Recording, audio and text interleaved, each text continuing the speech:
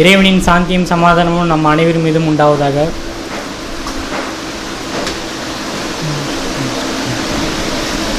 நான் பேச போகிற தலைப்பு என்னன்னா, என்னை கவர்ந்த நபிகள் நாயகம். இந்த மனிதரை பற்றி பேசணுன்னா ஒரு 5 நிமிஷத்துலேயோ 10 நிமிஷத்துலேயோ நம்மளால் பேசி முடிக்க முடியாது. ஏன்னா அவருடைய வாழ்வில் இருக்கக்கூடிய நிகழ்வுகளும் அவர் நமக்கு போதிச்ச விஷயங்களும் ஒரு கடல்லேருந்து ஒரு துளி கடல்லேருந்து தண்ணி எடுக்கிற மாதிரி எடுக்க வந்துக்கிட்டே தான் இருக்கும். அதனால் அவருடைய வாழ்க்கை வரலாற்றில் என்னை கவர்ந்த ஒரு சில விஷயங்களை மட்டும் நான் சொல்லிவிட்டு இருந்து விடைபெறலான்னு சொல்லிட்டு நினைக்கிறேன். ரசூல்லாவோட வாழ்க்கையை முதல்ல படிக்கும்போது பொதுவாக நிறைய பேர் எப்படி படிப்பாங்கன்னா, இவர் யார் என்ன அப்படின்ற ஒரு டெஃபினேஷனுக்குள்ளே அதை பற்றி படிக்க ஆரம்பிப்பாங்க. எப்படின்னா, உதாரணத்துக்கு நான் ஒரு சம்பவம் சொல்கிறேன். இன்றைக்கி நம்ம நாட்டில் வழிபாட்டு தலங்கள் இருக்கக்கூடிய இடங்கள்லாம் மிகப்பெரிய பிரச்சனைகள் ஏற்பட்டு கொண்டே இருக்கிறது.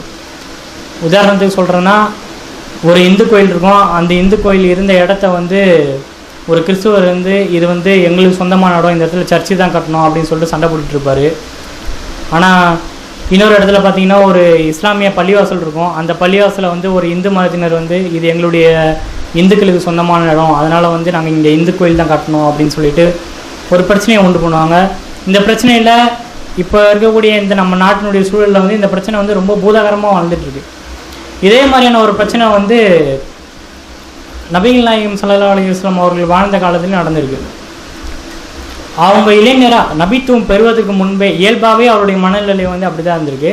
அவங்க இளைஞராக இருக்கும்போது காஃபத்துல்லா நிர்மாணிக்கக்கூடிய ஒரு சூழல் உருவாகுது. அப்போ காஃபத்துல்லா அகற்றிட்டு புதுசாக அதை கட்டணும் அப்படின்னு சொல்கிற ஒரு முடிவு எடுக்கப்பட்டு அந்த பணி தீவிரமாக நடந்துகிட்ருக்கு. அப்போ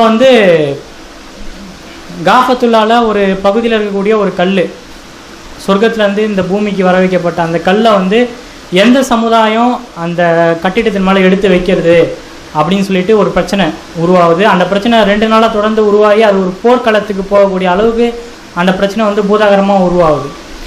அப்போ அந்த சமூகத்தில் இருக்கக்கூடிய ஒரு மனிதரை சொல்கிறாரு, இப்படியே போச்சுன்னா அரபு தேசத்துக்குள்ளே போர் எழும்பிடும், இங்கே அமைதி இதுவாயிரும், நம்மளுடைய நோக்கம் இந்த பள்ளிவாசலில் இந்த கோயிலை இந்த கட்டிடத்தை கட்டி முடிக்கிறது தான், போரை உண்டாக்குறது இல்லை, அதனால் நாம் இதுக்கு ஒரு தீர்வை காணணும் அப்படின்னு சொல்லிட்டு என்ன சொல்கிறாரு, நாளைக்கு காலையில் இந்த பள்ளிவாசல் வழியாக யார் முதல்ல வராங்களோ அவங்கள தலைமையாக வச்சு நாம் இந்த தீர்வை இதுக்கான தீர்வை கண்டுபிடிச்சிரும் அப்படின்னு சொல்லிட்டு முடிவு பண்ணுறாரு.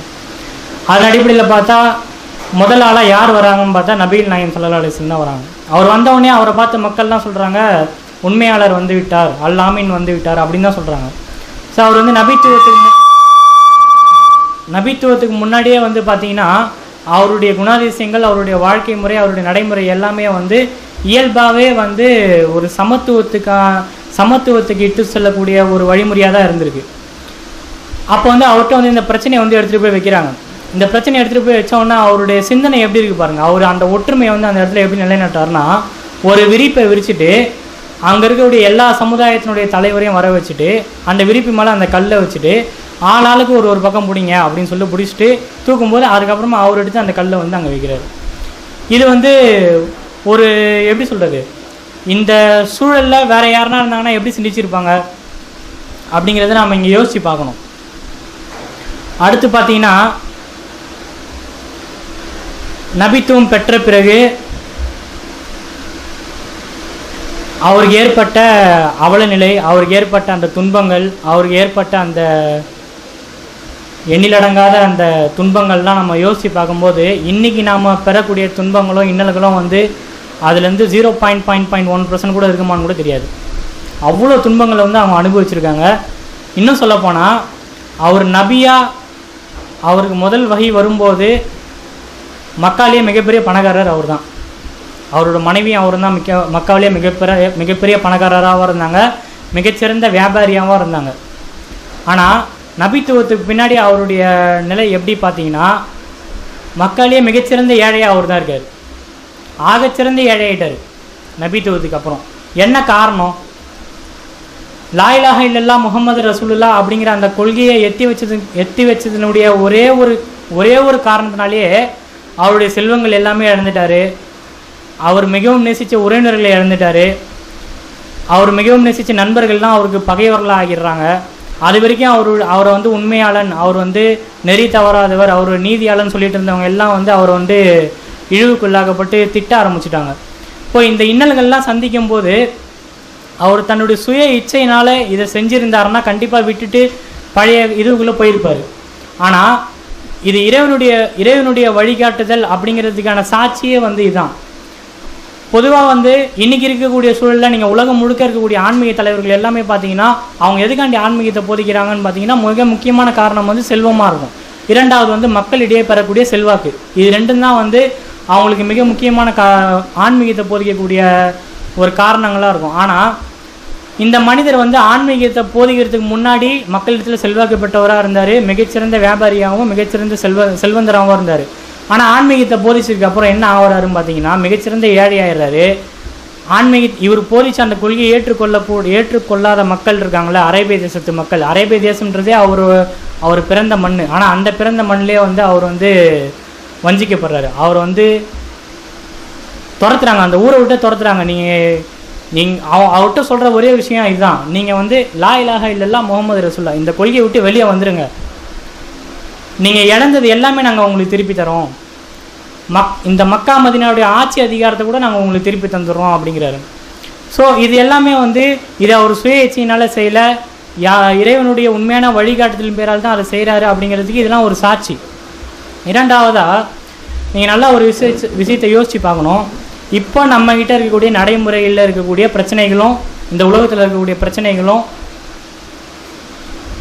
1400 வருஷத்துக்கு முன்னாடி மக்கா மதீனாவில் இருக்கக்கூடிய பிரச்சனைகளும் ரெண்டும் வந்து 100க்கு 100 வந்து சமமாக பொருந்தி போகும்.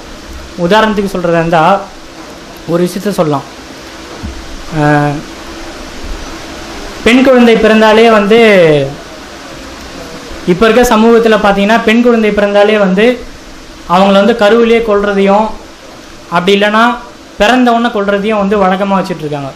இப்போது சமீபமாக அரசாங்கம் வந்து ஒரு சில நடவடிக்கைகள் எடுத்து அது தடுக்கப்பட்டாலும் முதல்ல அரசாங்கத்துக்கு தெரிஞ்சே நடந்துட்டு இருந்துச்சு, இப்போ அரசாங்கத்துக்கு தெரியாமல் நடந்துட்டு இருந்துச்சு தான் அப்படிங்கிறது தான் வந்து வித்தியாசமே தவிர அது இன்னும் தடுக்கப்படலை அப்படிங்கிறது தான் நிதர்சனமான உண்மை.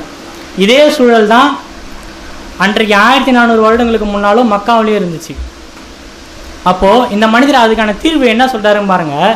எந்த பெண் குழந்தைகளை வந்து இவங்க வந்து இழிவாக கருதுனாங்களோ, எந்த பெண் குழந்தைகளை வந்து இவங்க வந்து சாபக்கேடாக கருதுனாங்களோ அந்த பெண் குழந்தைகளையே வந்து சொர்க்கத்திற்கான வழிகாட்டுதலாக இவர் வந்து அறிவிக்கிறார். இது வந்து நம்ம கவனிக்க வேண்டிய ஒரு விஷயம். ஏன்னா இன்றைக்கி வந்து இஸ்லாத்தில் வந்து பெண்கள்னாலே வந்து அவங்க வந்து ரொம்ப இழிவுபடுத்துவாங்க, அவங்க வந்து பெண்களை வந்து சிறைப்பிடிச்சு வச்சுருப்பாங்க அப்படின்னு சொல்கிற ஒரு கருத்து வந்து இஸ்லாத்தின் மேலே வந்து தொடர்ந்து வீசப்பட்டு கொண்டே இருக்கிறது. ஆனால் இது வந்து இஸ்லாத்தை புரிந்து கொள்ளாமல் இவர்கள் பேசக்கூடிய ஒரு விஷயம்தான். ஏன்னா இஸ்லாத்தை பொறுத்த வரைக்கும்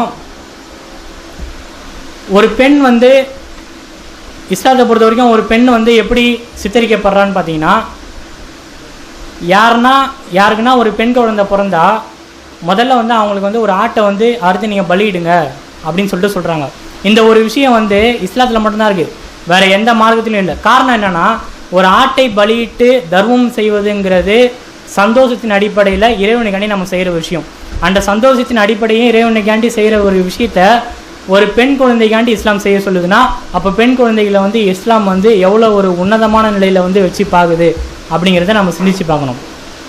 அடுத்தபடியாக வந்து இன்றைக்கு இளைஞர்களுக்கு மத்தியில் இருக்கக்கூடிய மிகப்பெரிய பிரச்சனைனா, இதுக்கு முன்னாடி பேசின சகோதரர் கூட சொன்னார், தன்னுடைய பார்வைகளை வந்து கட்டுப்படுத்தாமல் எப்படி வந்து பெண்கள் மேலே அந்த தன்னுடைய பார்வைகளை வந்து போகாமல் கட்டுப்படுத்த முடியும் அப்படிங்கிற ஒரு கேள்வியை வந்து தன்னுடைய மனசில் எழுப்பிக்கிட்டு இன்றைய இளைஞர் சமுதாயம் வந்து ரொம்ப சீரழிஞ்சு போகுது.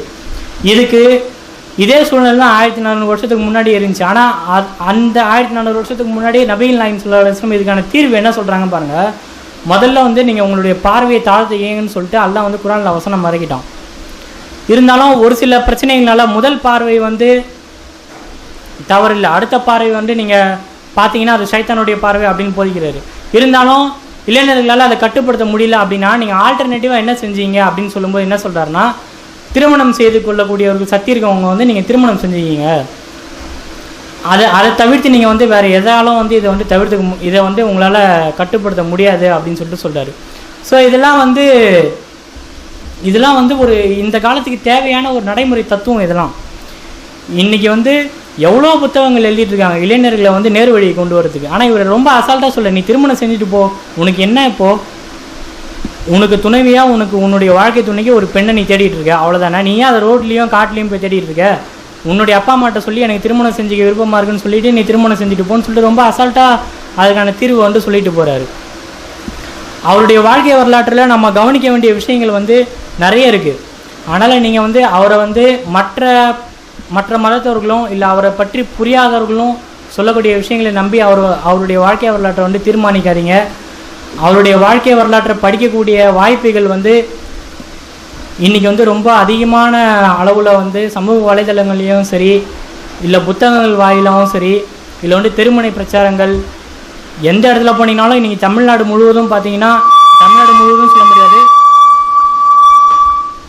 உலகம் முழுவதும் பார்த்தீங்கன்னா அவருடைய வாழ்க்கை வரலாறை படிப்பதற்கான வாய்ப்புகள் வந்து ரொம்ப எளிதான முறையில் வந்து நம்ம கிடைக்கிது. அதனால் நீங்கள் வந்து அதுக்கான முயற்சி எடுத்துகிட்டு நீங்கள் முதல்ல அவர் யாருன்னு தெரிஞ்சுக்கிட்டு அதுக்கப்புறமா அவரை பற்றின விமர்சனங்கள் வந்து எழுப்புங்கிறத சொல்லிவிட்டு என்னுடைய உரையை முடிச்சுக்கிறேன். அஸ்ஸலாமு அலைக்கும் வரஹ்மத்துல்லாஹி வபரகாத்துஹு.